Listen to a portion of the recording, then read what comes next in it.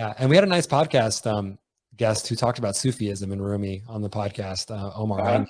I'll encourage people to check out how he talks about Sufism, and he links it to all the spiritual traditions of how he says it's embedded. We all love everyone loves Rumi now, but Rumi is an Islamic theologian and a theologian and jurist. And he talks about how each tradition, Judaism has Kabbalah, Islam has Sufism, how there's a deeper mystical tradition embedded in these old religions, these that are often practiced culturally. Like, I'm a Jew, but not much Kabbalah growing up.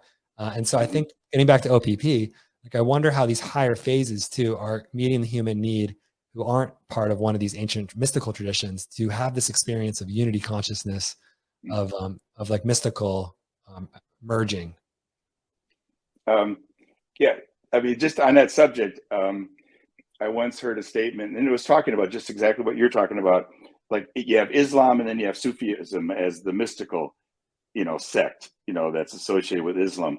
And this one person said that the more esoteric or mystical sects of each of these religions have more in common across the board than they do with their base religion. So Sufism, a Sufi, is going to have much more in common with somebody who's versed in the Kabbalah and is a mystic, along the Jewish tradition, than he does with an Islamic who has learned fundamental things that they're supposed to obey. And that's more of like I call it crowd control kind of approach, is basic Islam. But the Sufism, that touches the deeper spirit, and there's a lot in common among the esoteric sects of each of the religions. So that's pretty fascinating too. And one theory for that that's coming up for me now is that because as we get closer to unity consciousness and true love, like deep abiding love, deep abiding connection to self, that those cultural differences start to melt away. Wouldn't that melt away with identity and ego? If we're transcending ego, so much of that cultural identity of cultural Judaism or Islam or Christianity or Buddhism, whatever tradition you're coming with, I see how that would define self-perception or self-identity. But if you're going to transcend that, that would of course melt away with everything else, and you get closer to a state. You're just finding another pathway there, maybe different tools. I'm reading a couple of things now, and they talk quite a bit about that religion over the years started out from some mystic who had these revelations and things. So he'd be in the spiritual kind of realm, and then to pass it on, they create some kind of organization or whatever to pass it on. And when they start passing it on, they start creating rules, and they start creating things that are appropriate for the culture, just what to eat, what not to eat, and things like that. And so basically it divided all the teachings of religions into two categories. One is the real spiritual essence, and then the other is the cultural applications. And that over the years they've gotten merged, and we don't even think about the two areas. We don't differentiate those two groupings. But what we're talking about now is that the religions can be very different from each other because they're more about the cultural application of the spiritual teachings, and the mystical part is simply the spiritual teachings, which are I don't want to say absolute, but they're common among every single one. Anybody who gets to that stage of consciousness is getting the same kind of information and insights and revelations. And so that's where they have a lot in common. It's interesting. I was just also reminded of Thomas Aquinas too, who talks about human law versus divine law, right? And how I think that there's I think when we're looking for one system to do everything for us, that these things get mixed too.